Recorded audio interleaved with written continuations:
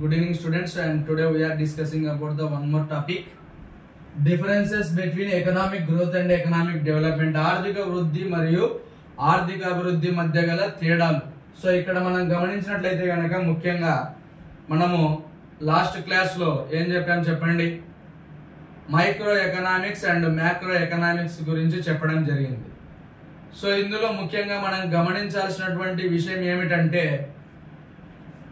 Micro మరియు macro economics లో ఏ విధంగా అయితే చిన్న లాజిక్ ఉందో అదే విధంగానే ఆర్థిక వృద్ధి ఆర్థిక అభివృద్ధిలో చిన్న డిఫరెన్స్ ఉంది. అది మనం ఇప్పుడు చూద్దాం. సో ఇప్పుడు మనము మెయిన్ గా మనకి ఇక్కడ డెఫినేషన్ లో ఉంది, ఉత్పత్తిలో గమనించదగినటువంటి పెరుగుదలను మాత్రమే సూచిస్తుంది. అంటే ఇక్కడ ఇంకొక చిన్న విషయం ఏమిటంటే, ఎకనామిక్స్ ని రెగ్నర్ ఫ్రిష్ అనేటువంటి అతను మైక్రో మ్యాక్రో ఎకనామిక్స్ గా ఏ విధంగా అయితే వర్ణించారో, ఈ యొక్క వృద్ధి అనేటువంటిది అంటే ఆర్థిక వృద్ధి ఆర్థిక అభివృద్ధి ఈ రెండు కూడా ఒకే రకమైనటువంటి పర్యాయ పదాలు అయినప్పటికీ సిద్ధాంత రీత్యా గుర్తుపెట్టుకోండి, థియరీ ప్రకారం అంటే మనకి సిద్ధాంతం ప్రకారము రెండు కూడా వేర్వేరు అని చెప్పడం జరుగుతుంది.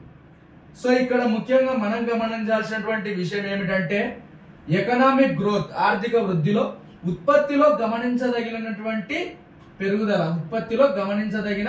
పెరుగుదలను మాత్రమే సూచిస్తుంది.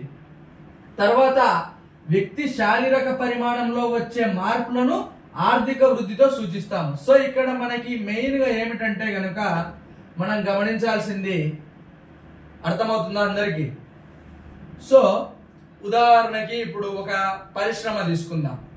ఒక వ్యక్తికి ఫర్ ఎగ్జాంపుల్ ఇక్కడ వేద్దాం మనము 2022-23లో 50 కోట్ల టర్న్ ఓవర్ వచ్చింది అనుకోండి. అదేవిధంగా 2023-24లో 100 కోట్ల టర్న్ ఓవర్ వచ్చింది అనుకోండి. సో ఇప్పుడు ఇక్కడ ఏం జరిగింది, అతని యొక్క టర్న్ ఓవర్ పెరిగింది అంటే అమౌంట్ పెరిగిందని చెప్పట్లేదు. ఎప్పుడైతే ఉత్పత్తిలో పెరుగుదల వస్తుందో ఆటోమేటిక్ గా మనకి అమౌంట్ విషయంలో కూడా డిఫరెన్స్ అనేటువంటిది ఉంటుంది. సో ఉత్పత్తిలో గమనించదగిన పెరుగుదలను మాత్రమే ఆర్థిక వృద్ధి అనేటువంటి సూచిస్తుంది, ఇంకంతే. ఓకేనా? తర్వాత వ్యక్తి శారీరక పరిమాణంలో వచ్చే మార్పులను ఆర్థిక వృద్ధితో సూచిస్తాం. సో ఇప్పుడు మనకి ఉదాహరణకి మనం చూద్దాం. ఇక్కడ చూడండి, the availability of more jobs which translates to increased income. The availability of more jobs which translate to increased income అంటే ఎక్కువ ఉద్యోగ అవకాశాలు ఉండడం వల్ల ఆదాయం పెరుగుతుంది. సో ఇది కరెక్టే కదా. సో మనకి జాబ్ అంటే గనక మనకి ప్రైవేట్ అయినా గవర్నమెంట్ అయినా ఏదైనా అది మనం చేసుకోవచ్చు. సో మనకి ఎగ్జాంపుల్ లో మెయిన్ వచ్చేసి ఎక్కువ ఉద్యోగ అవకాశాలు ఉంటే ఆదాయం పెరుగుతుంది, అంతే. ఓకే, ఇప్పుడు మనకి మెయిన్ గా డెఫినేషన్ లో కూడా ఉండేది ఏముంది, ఉత్పత్తిలో గమనించదగిన పెరుగుదలను మాత్రమే సూచిస్తుంది. అదేవిధంగా వ్యక్తి యొక్క శరీరంలో వచ్చే మార్పులు ఎప్పుడు వస్తుంది, అతని ఆదాయం అనేటువంటిది ఎప్పుడు పెరుగుతుందో ఆటోమేటిక్ గా మార్పులు వచ్చేస్తాయి. ఓకేనా? సో ఇది మనకి ఎకనామిక్ గ్రోత్. ఇప్పుడు చూడండి, ఇక్కడ చాలా ట్విస్ట్ ఉంటుంది. ఇక్కడ ఆర్థిక అభివృద్ధి అనేటువంటిది ఉత్పత్తిలో పెరుగుదలనే కాకుండా ఆ పెరుగుదలను సాధించడానికి అవసరమైన సాంకేతిక వ్యవస్థాపూర్వక మార్పులను కూడా సూచిస్తుంది. వ్యక్తి శారీరక పరిమాణంలో వచ్చే మార్పులను వ్యక్తిత్వం మేధస్సులో వచ్చే మార్పులలోనూ ఆర్థిక అభివృద్ధితో పోల్చవచ్చు. సో మనము ఇక్కడ ఏముంది, ఉత్పత్తిలో గమనించదగిన పెరుగుదల, వ్యక్తి శారీరక పరిమాణంలో వచ్చే మార్పులు, అది ఆర్థిక వృద్ధి. ఇక్కడ ఏముంది, వ్యక్తి యొక్క ఇక్కడ చూడండి బాగా, ఆర్థిక అభివృద్ధి అనేటువంటిది ఉత్పత్తిలో పెరుగుదలనే కాకుండా అనేది బాగా గమనించాలి. ఆ పెరుగుదలను సాధించడానికి అవసరమైన సాంకేతిక వ్యవస్థాపూర్వక మార్పులను కూడా సూచిస్తుంది.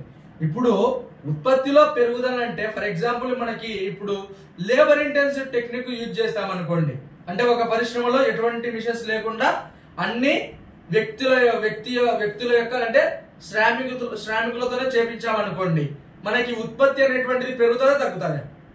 అంటే వస్తువుల ఉత్పత్తిలో నాణ్యత ఉండవచ్చు కానీ ఉత్పత్తి తగ్గుతుంది. అదే మిషన్స్ తీసుకుందాం మనము. మిషన్స్ తీసుకున్నప్పుడు అక్కడ ఏం జరుగుతుంది, క్వాలిటీ కొంచెం తగ్గినప్పటికీ ప్రొడక్షన్ అనేటువంటిది పెరుగుతుంది, అంటే ఉత్పత్తి అనేటువంటిది పెరుగుతుంది.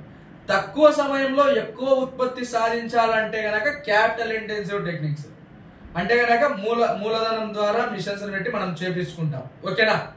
తర్వాత ఇక్కడ ఉత్పత్తిలో పెరుగుదలనే కాకుండా ఆ పెరుగుదలను సాధించడానికి, ఇప్పుడు ఉత్పత్తిలో పెరుగుదల రావాలి అంటే మనం ఏం చేయాలి చెప్పండి?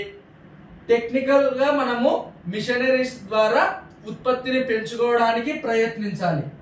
తర్వాత వ్యవస్థాపూర్వక మార్పులను కూడా ఈ యొక్క ఆర్థిక అభివృద్ధి అనేటువంటి సూచిస్తుంది. ఇంకొక ఇక్కడ మెయిన్ ఇంపార్టెంట్ పాయింట్ ఏమి, వ్యక్తి శారీరక పరిమాణంలో వచ్చే మార్పులను, వ్యక్తిత్వ మేధస్సులో వచ్చే మార్పులను ఆర్థిక అభివృద్ధితో పోల్చవచ్చు. అంటే వ్యక్తి శారీరక పరిమాణంలో వచ్చే మార్పులను మనము ఎక్కడ చూస్తాము? ఆర్థిక వృద్ధిలో చూస్తాం. అదే విధంగా వాటితో పాటుగా బాగా గుర్తుపెట్టుకోండి, ఎకనామిక్ డెవలప్మెంట్ అనేటువంటి చెప్పేటప్పుడు దీన్ని కలుపుకొనే చెప్పుకోవాలి. అంటే ఆర్థిక వృద్ధిని కలుపుకొని ఇవే కాకుండా వ్యక్తిత్వ మేధస్సులో వచ్చే మార్పులను ఆర్థిక అభివృద్ధితో పోల్చవచ్చు. సో ఇప్పుడు ఎగ్జాంపుల్ చూస్తే మీకు అర్థమవుతుంది చూడండి.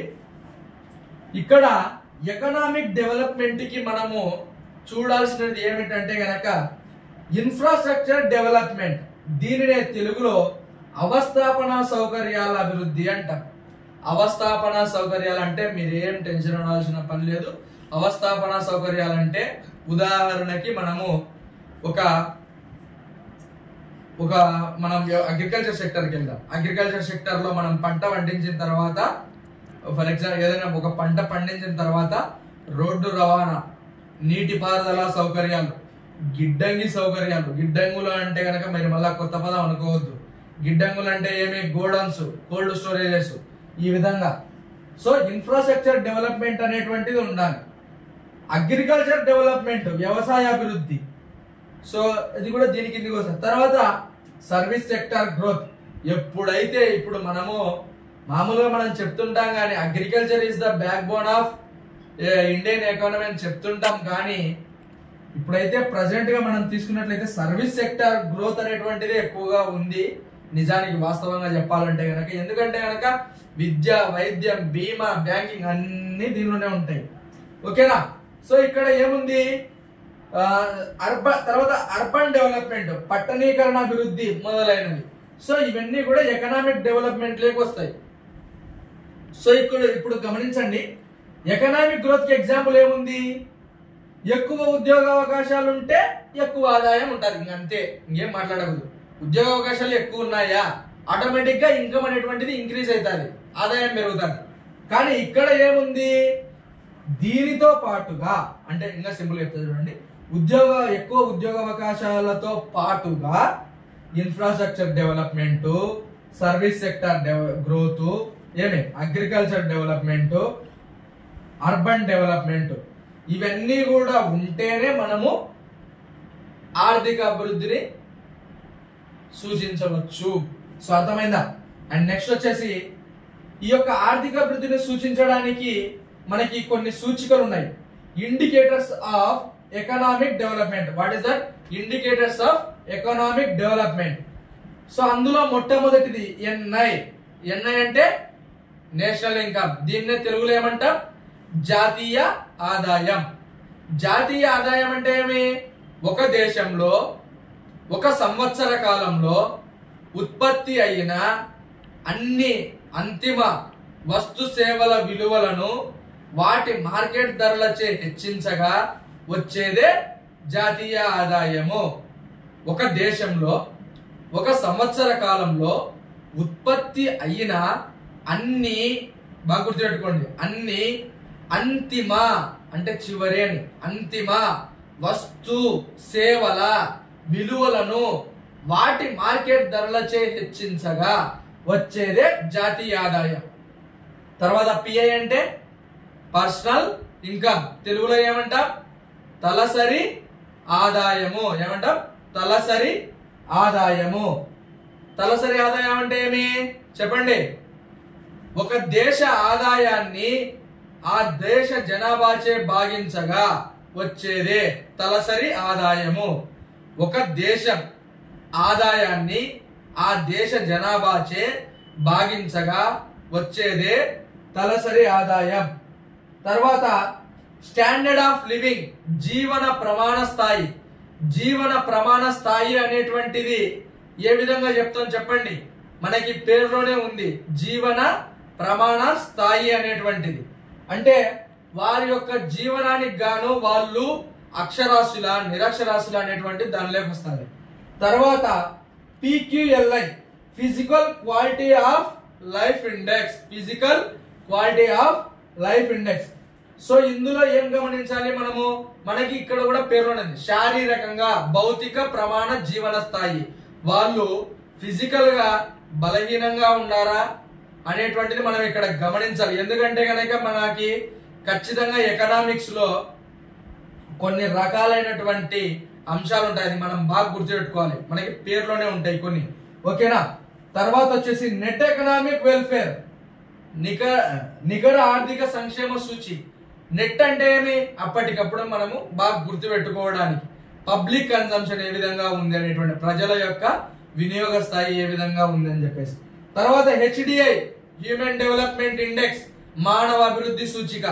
సో ఇందులో అయితే గనక మనము గమనించాల్సింది ఏమంటే గనక హ్యూమన్ డెవలప్మెంట్ ఇండెక్స్, మానవ అభివృద్ధి అనేటువంటిది ఏ విధంగా ఉంది, అది ఏదైనా చెప్పుకోవచ్చు. ఎందుకంటే గనక మనము ప్రతిరోజు చూస్తున్నటువంటి వాటిలో చూస్తున్నటువంటి జీవన విధానాన్ని గమనించినట్లయితే గనక మనకు ఏ విధంగా ఉందని బాగా క్లియర్ గా తెలుస్తుంది.